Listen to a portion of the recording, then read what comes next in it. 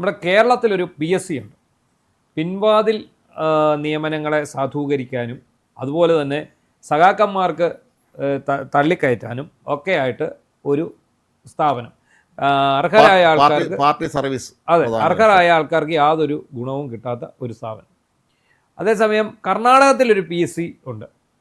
അത് നമ്മളിപ്പോൾ പറഞ്ഞു വന്ന കേരളത്തിൽ ഇത്രയൊക്കെ ചെയ്തിട്ടും കേരളത്തിൻ്റെ എന്താ പറയുന്നത്, നമ്മുടെ സർക്കാർ തലത്തിൽ ഒരു അന്വേഷണം പ്രഖ്യാപിച്ചിട്ടുണ്ടെന്നുള്ളതല്ലാതെ ഇത് എങ്ങോട്ട് പോകും എന്നതിനെക്കുറിച്ച് നമുക്ക് യാതൊരു ഇതെങ്ങോട്ടും പോകില്ല, ഇടിച്ചു നീക്കും, അത്രേ ഉള്ളൂ. കാരണം അടുത്ത PSC പറയാൻ കുറേ പേര് ഉടുപ്പ് വെച്ച് അവിടെ UDF നിൽപ്പുണ്ട്. അതെ. അപ്പം സംഭവിച്ചത് എന്താണെന്ന് ചോദിച്ചാൽ കേരളത്തിൽ ഇപ്പം ക്രൈംബ്രാഞ്ച് അന്വേഷണം നടക്കുന്നു. PSCയിലെ ചോദ്യപേപ്പർ തയ്യാറാക്കിയതിനെക്കുറിച്ചും റാങ്ക് ലിസ്റ്റ് തയ്യാറാക്കിയതിനെക്കുറിച്ചും ഉത്തരക്കടലാസിൻ്റെ വാല്യുവേഷനെ കുറിച്ചും ഒക്കെ നടക്കുന്ന ആ ഒരു സമയത്ത് കർണാടകത്തിൽ നിന്ന് ഒരു വാർത്ത വരുന്നു. അവിടുത്തെ PSC ചെയർമാനെ ഗവർണർ സസ്പെൻഡ് ചെയ്തു. ശിവശങ്കരപ്പ എം സഹുക്കർ എന്നാണ് അയാളുടെ പേര്. ഗംഭീര പേരാണ്, പേര് നല്ലതാണ്. എന്തിനാണ് സസ്പെൻഡ് ചെയ്തതെന്ന് ചോദിച്ചാൽ കുടുംബസ്നേഹിയാണ്. 2 പെൺമക്കളെ അദ്ദേഹം ജോലി കൊടുത്തു. അതെ, പിണറായി ലൈനിലാണ് കാര്യങ്ങൾ നീക്കിയത്. അത് എന്റെ കുടുംബം നന്നാക്കാം, പിന്നെ നാട് നന്നാക്കാൻ അദ്ദേഹം ചിന്തിച്ചു. അതെ, നോക്കിക്കോണം. മൂത്ത മകളെ സംവരണ കോട്ടയിൽ നിയമിച്ചു. രണ്ടാമത്തെ മകൾ, മൂത്ത മകൾ സുമ സംവരണ കോട്ടയിൽ, രണ്ടാമത്തെ മകൾ അനുരാധ ജനറൽ സീറ്റ്. ഒരു വീട്ടിൽ നിന്ന് 2 പേർ, ഒരാളുടെ 2 മക്കൾ, അതിൽ ഒരാളെ സംവരണ കോട്ടയിൽ ഒരാളെ ജനറൽ കോട്ടയിൽ നിയമിക്കുന്നു. എവിടെങ്കിലും കേട്ടുകേൾവിയുള്ള അതല്ല, ഇവരുടെ പ്രതിമാസ വരുമാനം സംബന്ധിച്ച കണക്കൊക്കെ ആദ്യം വിചിത്രമാണ്. ഈ മക്കളുടെയൊക്കെ തന്നെ ഇയാൾക്ക് ഇത്രയും വലിയ ശമ്പളം കിട്ടുന്ന ആളെന്നാണല്ലോ പറയപ്പെടുന്നത്. അതൊന്നും അല്ലാതെ ചെറിയ കണക്കാണ് കൊടുത്തേക്കുന്നത്. മാസ വരുമാനം, കുടുംബത്തിന് വരുമാനമൊന്നുമില്ല, മൊത്തം തട്ടിപ്പായിരുന്നു. അതാണ്, അങ്ങനെയാണല്ലോ സംവരണ കോട്ടായി കയറിയത്. സംവരണ കോട്ടായി കയറണമെങ്കിൽ ക്രീമി ലെയർ സർട്ടിഫിക്കറ്റ് കൊടുക്കണം, മാസ വരുമാനം കുറച്ചിട്ട് വേണം. നമ്മുടെ അവിടുത്തെ PSCയിലെ ചെയർമാൻ്റെ ശമ്പളം എത്രയാണെന്ന് അറിയില്ലല്ലോ. അവിടെ ഇനി എന്തായാലും ഇത്രയും കാണൂല. കേരളത്തിലെ പോലെ ശമ്പളം അത് പിണറായി കനിയും പോലെ ആർക്കും കനിയാൻ പറ്റില്ല. ഇല്ല, കോരി കൊടുക്കാൻ ഇഷ്ടപ്പെട്ടവർക്ക് ശമ്പളവും ആനുകൂല്യങ്ങളും ഇങ്ങനെ വർദ്ധിപ്പിച്ചുകൊണ്ടേയിരിക്കുകയാണ് അല്ലേ. എന്തായാലും പിന്നെ വലിയ സംഭവമാണ്. PSC ചെയർമാൻ 2 മക്കളെ വെച്ച് സ്വന്തം നിലയിൽ 2 ജോലി കൊടുക്കും. അത് ഈ പലതരത്തിലുള്ള പിൻവാതിൽ നിയമനങ്ങളും മുൻവാതിൽ നിയമനങ്ങളും പണ്ട് നമ്മുടെ നാട്ടിൽ പണ്ട് ചില ആളുകൾ PSC മെമ്പർമാരൊക്കെ ആയിരുന്ന കാലത്ത് അവരടുത്ത ബന്ധുക്കൾക്കെല്ലാം പണ്ട് ജോലി കിട്ടിയ രസകര കഥകൾ പലരും സോഷ്യൽ മീഡിയയിൽ ഇടയ്ക്ക് കേട്ടിട്ടുണ്ട്. അപ്പോൾ ഇതുപോലെയൊക്കെ സംഭവിച്ചതാണ്. അപ്പം അത് ഒരു PSC മെമ്പർ പറഞ്ഞു പോലും, വേറെ PSC മെമ്പർ എന്താണ് ഇന്ന് ഇൻ്റർവ്യൂ എന്ന് ചോദിച്ചാൽ അയാൾക്ക് അറിയാം ഇന്ന് എന്ത് ജോലിക്കുള്ള ഇൻ്റർവ്യൂ ആണ് മറ്റേ അദ്ദേഹം പോകുന്നതെന്നുള്ളത്. അപ്പം പറഞ്ഞു, ഞാൻ കൊണ്ട് വരില്ല കേട്ടോ, എൻ്റെ മോൻ അതിൽ പങ്കെടുക്കുന്നുണ്ടെന്ന് പറഞ്ഞു. ഇതൊരു സൂചനയാണല്ലോ. എൻ്റെ മോനുണ്ട്, ഒന്ന് പരിഗണിച്ചേക്കണമെന്നുള്ളതിന് പകരം. എന്താണെങ്കിലും നമ്മളൊന്ന് ആലോചിച്ച് നോക്കിയേ, ഏറ്റവും വിശ്വാസ്യത വേണ്ട സ്ഥാപനങ്ങളാണ് ഈ തൊഴിൽ റിക്രൂട്ട്മെൻറ്റ്. സംസ്ഥാന സർക്കാരാണെങ്കിലും കേന്ദ്ര സർക്കാരിനാണെങ്കിലും വേണ്ടി നടത്തുന്ന ഏജൻസികൾക്ക് വേണ്ടതാണ്, ഏറ്റവും വേണ്ടതാണ് ഈ പരീക്ഷാ നടത്തിപ്പിലും അതുപോലെ തന്നെ ഇൻ്റർവ്യൂവിലും അത് കഴിഞ്ഞുള്ള റിക്രൂട്ട്മെൻറ്റിലും വേണ്ട ജാഗ്രത.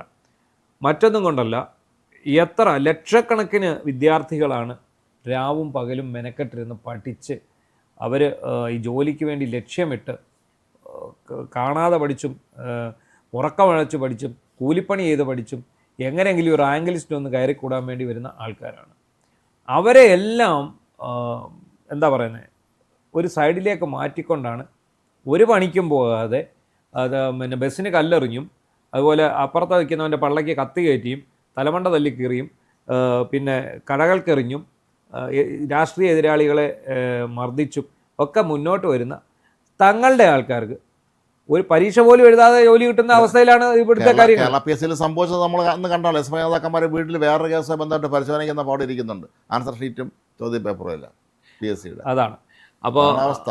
അതേപോലെ പിൻവാതിലിലൂടെ കയറ്റിവിടാൻ വേണ്ടി 2 ബോഡി ബിൽഡർമാരെ നമ്മുടെ കേരള PSCയുടെ കാര്യമാണ് പറയുന്നത്. ഇപ്പോൾ നമ്മൾ കർണാടക PSCയിൽ ഇത് ഈ ചെയർമാൻ്റെ അഴിമതി നമ്മൾ കണ്ടു. ചെയർമാനെ അപ്പോൾ തന്നെ ഗവർണർ ഇടപെട്ട് പുറത്താക്കി. അതായത് കേന്ദ്രമന്ത്രിക്ക് എങ്ങാണ്ട് കിട്ടിയ പരാതിയുടെ അടിസ്ഥാനത്തിൽ അത് ഗവർണർക്ക് ഫോർവേഡ് ചെയ്ത് ഇവിടെയും BJP നേതാക്കന്മാർക്കും കേന്ദ്ര സർക്കാരിലേക്കും ഇവിടുത്തെ ഇത് സംബന്ധിച്ച പരാതി ഫോർവേഡ് ചെയ്യുകയും PSC ചെയർമാൻ്റെ പേരിൽ നടപടിയെടുക്കാനും ഗവർണർക്ക് അധികാരമുണ്ട്. അതെ, പക്ഷേ ഇവിടുത്തെ എല്ലാം ഒത്തുകളി, മൊത്തം ഒത്തുകളിയാണ്ട് എല്ലാവരും ഇത് അത് കുടുംബം പോറ്റാൻ വേണ്ടി. കർണാടകത്തിൽ അത് നടന്നത് എന്തുകൊണ്ടാണെന്ന് ചോദിച്ചാൽ കർണാടകത്തിൽ BJP നേതാവായിട്ടുള്ള കേന്ദ്രമന്ത്രിയാണുള്ളത്. അദ്ദേഹം ഇത് അറിഞ്ഞിട്ട് അവിടുന്ന് ഇവിടുത്തെ BJP നേതാക്കളായിട്ടുള്ള ആൾക്കാർ ഇത് ചെയ്യുമോ? ഒരിക്കലും ചെയ്യത്തില്ല. എല്ലാവരും തമ്മിലുള്ള ഒരു ഒത്തുകളിയാണ് കേരള സ്ഥാനാർത്ഥികളുടെ തെരഞ്ഞെടുപ്പ് ഫണ്ടിന്റെ കൈകാര്യം ചെയ്ത് നമ്മൾ കണ്ടുകൊണ്ടിരിക്കുക. അതെ, അപ്പോൾ അങ്ങനെയുള്ള ഒരു സാഹചര്യത്തിൽ കേരളത്തിലെ PSCയുടെ അത്ര അഴിമതി പിടിച്ച ഒരു സ്ഥാപനം വേറെ ഇല്ല എന്ന് തന്നെ പറയാം. ഇപ്പം തന്നെ ഇന്നലെ നമുക്ക് വന്ന ഒരു വിശദമായിട്ടുള്ള ഒരു കത്താണ്. ആ കത്തല്ല, ഒരു വിവരമാണ്. അതിനകത്ത് കൃത്യമായിട്ട് പറയുന്നുണ്ട് ഈ ഡയറ്റ് നിയമനമുണ്ട്. അതായത് അധ്യാപക പരിശീലന കേന്ദ്രങ്ങൾ അതിനകത്ത് KSTA സംസ്ഥാന കോർഡിനേറ്റർമാരെ അവർക്ക് വേണ്ടപ്പെട്ടിട്ടുള്ള ആൾക്കാരെ തിരികെ കയറ്റി. നമ്മൾ ആരും ശ്രദ്ധിക്കാത്ത ചില വിഭാഗങ്ങളുണ്ട്, അതൊന്നാണ് ഡയറ്റ്. അതെ, അതിനകത്ത് ഇപ്പം ഒരിക്കലും പ്രൈമറി സ്കൂൾ ഹെഡ് മാസ്റ്റർമാരെ ഡയറ്റ് പരിശീലകരാക്കാൻ പാടില്ല എന്നാണ് അങ്ങനെ ആക്കിയിരിക്കുന്നു. പിന്നെ യാതൊരു അധ്യാപന പരിചയവും ഇല്ലാത്ത ഫ്രഷായിട്ടുള്ള TTCക്കാരുണ്ടല്ലോ, അല്ലെ BEdകാർ, ഇവരെ എല്ലാം എടുത്ത് ഡയറ്റിൽ നിയമിച്ചു. പാർട്ടിക്കാരെ ബന്ധുക്കളായിരിക്കും നിയമിച്ചിട്ടല്ല, ഇവരെല്ലാം റാങ്ക് ലിസ്റ്റിൽ വന്നിരിക്കുന്നു. ഈ റാങ്ക് ലിസ്റ്റ് പരിശോധിച്ച് നോക്കുമ്പം എല്ലാ റാങ്ക് ലിസ്റ്റിലും ആദ്യത്തെ 10-15 പേര് മൊത്തം KSTA നേതാക്കൾ. അതായത് ഈ വകുപ്പിൽ നിന്ന് ഡെപ്യൂട്ടേഷനിൽ പോകേണ്ടതിന് പകരമാണല്ലോ ഡയറ്റ് ഫാക്കൽറ്റിയിലേക്ക് മാറാൻ വേണ്ടിയുള്ള ഇത് നടക്കുന്നത്.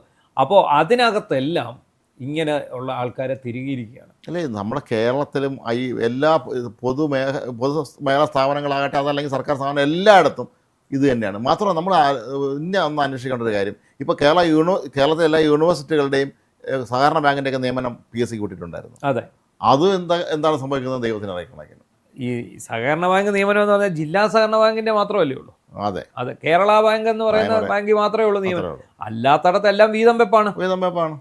അല്ലാത്തടത്തെല്ലാം എന്താണ്, സഹകരണ സംഘം സ്ഥാപിക്കുന്നു. ഏതെങ്കിലും ഒരു പാർട്ടി അല്ലെ ഒരു മുന്നണി നേതൃത്വം, ഏതെങ്കിലും ഒരു കോൺഗ്രസോ CPMോ നേതൃത്വം നൽകുന്ന ഒരു മുന്നണി, സഹകരണ മുന്നണി അവിടെ വിജയിക്കുന്നു.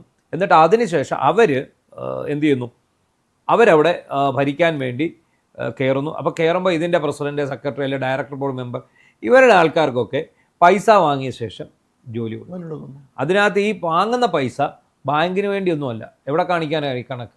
ഇത് ഈ ഡയറക്ടർ ബോർഡ് മെമ്പർമാരെല്ലാം കൂടെ വീതിച്ചെടുക്കും. ഇതാണ് ഇവരുടെ വരുമാനം. ഇത്രയും ബാങ്കുകൾ പൊളിഞ്ഞതിൻ്റെ പിന്നിലുള്ള പ്രധാനപ്പെട്ട കാരണങ്ങളൊന്നും ഇത് തന്നെയാണ്. നമ്മൾ കണ്ണൂരിലൊക്കെ പോവുകയാണെങ്കിൽ അത് CPM മാത്രമല്ല കേട്ടോ, എല്ലാ രാഷ്ട്രീയ പാർട്ടിയിലെ നേതാക്കന്മാരെ ഭാര്യമാർ സഹകരണ മേഖലയാണ് ജോലി ചെയ്യുന്നത്. മാത്രമല്ല ഇത് ജില്ലാ ബാങ്കിലേക്ക് പണ്ട് സ്ഥിരം നേതാക്കന്മാരെ ബന്ധുക്കളെ ജോലിക്ക് എടുക്കുമായിരുന്നു. പ്രൈമറി സഹകരണ സംഘങ്ങൾ നാട്ടുകാർ നമുക്ക് കൊടുക്കും, ജില്ലാ ബാങ്കിലും സംസ്ഥാന സഹകരണ ബാങ്കിലും ശമ്പളം കൂടുതലായതുകൊണ്ട് എടുക്കും. പിന്നീട് ഇത് കേരള ബാങ്കായി ലയിച്ചപ്പോൾ ഇതെല്ലാം ഒരു ബാങ്കായി, അപ്പോൾ ശമ്പളം വീണ്ടും കൂടി.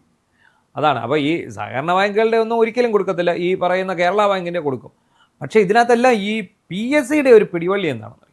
ഞങ്ങൾ ഭരണഘടനാ സ്ഥാപനമാണ്, ഞങ്ങളെ പുറത്തു നിന്ന് ആർക്കും ഒന്നും ചെയ്യാൻ സാധിക്കില്ല.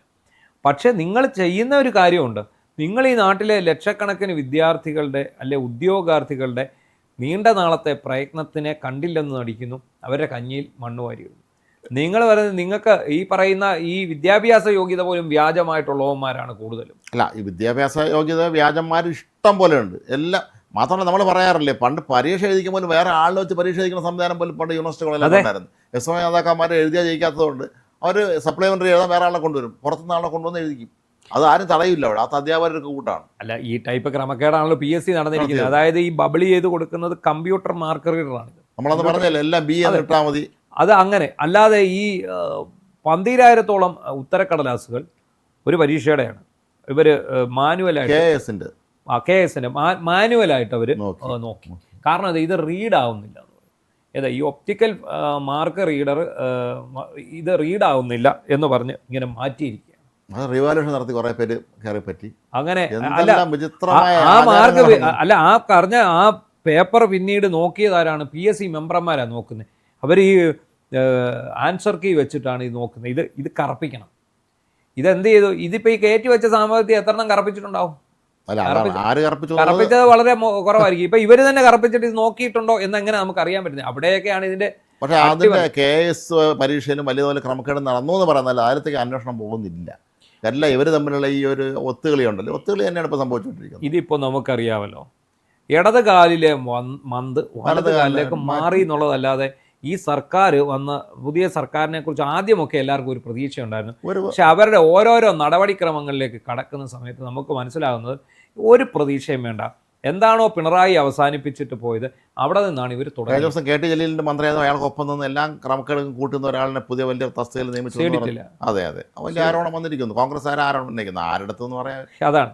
ഇതാണ് ഇവിടെ നടക്കുന്നത്. എന്ത് ചെയ്യാൻ സാധിക്കും എന്നതിൽ കർണാടകത്തിലെ ഗവർണർ കാണിച്ച ആർജവം ഉണ്ടല്ലോ, അത് ഗംഭീരമാണ്. ഇയാളെ സസ്പെൻഡ് ചെയ്തു എന്നുള്ളത് കേരള ഗവർണർക്കും ഉള്ള അധികാരം ഉണ്ടെന്ന് ഇതിലൂടെ മനസ്സിലായിരിക്കുകയാണ്. അതുകൊണ്ട് തന്നെ കേരളത്തിലെ BJP നേതാക്കന്മാരെങ്കിലും ഇക്കാര്യത്തിൽ ഇടപെടണമെന്ന് ആവശ്യപ്പെട്ട് ഗവർണർ സമീപിക്കണം.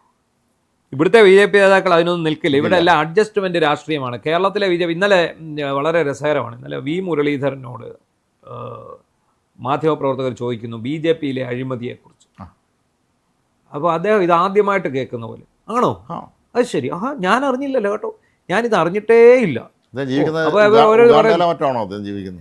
അതെ, എന്ന് വെച്ചാൽ പുള്ളിയുടെ മുഖഭാവമൊക്കെ ഞാൻ ശ്രദ്ധിച്ചപ്പോൾ ഞാൻ വിചാരിക്കുകയായിരുന്നു, ഇതൊക്കെ പൊതുജനം കണ്ടോണ്ടിരിക്കുന്ന ഒരു കാര്യം. ഇടയ്ക്ക് രമേശ് ചെന്നിത്തല പറഞ്ഞില്ലേ SIT കുറിച്ച്, മഹേശന്റെ കേസിൽ SIT അതെന്ത് സാധനം എങ്ങനെ ഇരിക്കും എന്ന് പറഞ്ഞാൽ ഇന്നലെ വി മുരളീധരൻ ചോദിക്കുന്നു, എന്താണ് അത് ഇങ്ങനെ ഇവിടെ അഴിമതി, ഹെലികോപ്റ്റർ വാടകയ്ക്ക് എടുത്തതിലും കൊടി കെട്ടിയതിലും പിന്നെ നിങ്ങൾ പോസ്റ്റർ പതിച്ചതിലും മൊത്തത്തിൽ അഴിമതി കേരളത്തിലൊട്ടാകെ ഇല്ല, ഞാൻ അറിഞ്ഞില്ല കേട്ടോ, എനിക്ക് അതിനെക്കുറിച്ച് വിവരമൊന്നും ലഭിച്ചു. ഓ അങ്ങനെയാണോ, എന്തൊക്കെയാണ് സ്വന്തം വീട്ടിൽ വെക്കുന്ന കാര്യങ്ങളെങ്കിലും ഇവർ അറിയുമ്പോൾ നമ്മൾ സംശയിക്കേണ്ടിരിക്കുന്ന കണക്കിന് അങ്ങനെയാണെന്ന് ഒന്ന് ആലോചിച്ച് നോക്കുക. ഇങ്ങനെയൊക്കെയുള്ള ആൾക്കാരാണ് ഇവിടെ ഈ ഒരു കോയിലേഷനാണ് ശരിക്കും. ഇവരെല്ലാം ഒരാൾ മാറി മറ്റൊരാൾ വരുമ്പോൾ ആദ്യം അഴിമതി നടത്തി പോയതിനെ സംരക്ഷിക്കുക എന്നുള്ളത് മാത്രമാണ്. അതെ, ഇവർക്ക് വേണ്ടി കൊടി പിടിക്കാൻ പോവുകയും സോഷ്യൽ മീഡിയയിൽ കിടന്ന് ഫൈറ്റ് ചെയ്യുകയും മുഷ്ടി ഉരുട്ടി മുദ്രാവാക്യം വിളിക്കുകയും ചെയ്യുന്നവരെയൊക്കെ വെറും പൊട്ടന്മാരാക്കുന്ന പരിപാടി. എന്താണെങ്കിലും കേരള PSCയുടെ ആസ്ഥാനത്ത് ഇന്നലെ ക്രൈംബ്രാഞ്ച് സംഘം എത്തിയിട്ടുണ്ട്. എന്തെങ്കിലുമൊക്കെ നടക്കുമോ സംഭവിക്കുമോ എന്നൊക്കെ ഉള്ളത് നമുക്ക് നോക്കിയിരുന്ന ലക്ഷണത്തിന് അതൊക്കെ ദൈവത്തിന് അറിയാമെന്ന് മാത്രമേ പറയാൻ പറ്റൂ. ഒന്നും സംഭവിക്കാൻ പോകുന്നില്ല. ഇവരെല്ലാവരും ഇതുപോലെ തന്നെ ഹാപ്പി ആയിട്ട് പോകും. ഇനി വേണമെങ്കിൽ ഇനി കോൺഗ്രസ്സുകാർ കുറച്ചുകൂടെ ഞങ്ങൾ ഇതുപോലെ നിയമനം അവർക്ക് നടത്തരാമെന്ന് പറഞ്ഞാൽ തീരാമെന്നുള്ളത്. കോൺഗ്രസ്സുകാരല്ല, കാശ് വെച്ചോണ്ട് ആരെങ്കിലും കൊണ്ടുവന്നാൽ പാർട്ടിക്കാരെ അംഗീകരിക്കില്ലല്ലോ. ഒരിക്കലും കാശ് കൊടുക്കുന്ന തന്നെ ആരോ അവനെ കൊണ്ടുവന്ന് ഏതെങ്കിലും സാധനമാണ് ഞങ്ങൾ കൊടുക്കാമെന്ന് പറഞ്ഞാൽ അവിടെ തീരാമെന്നുള്ളതേ ഉള്ളൂ ഈ കാര്യങ്ങളൊക്കെ. ഏതായാലും കർണാടകത്തിൽ ഇതൊരു വലിയ മാതൃകയാണ്.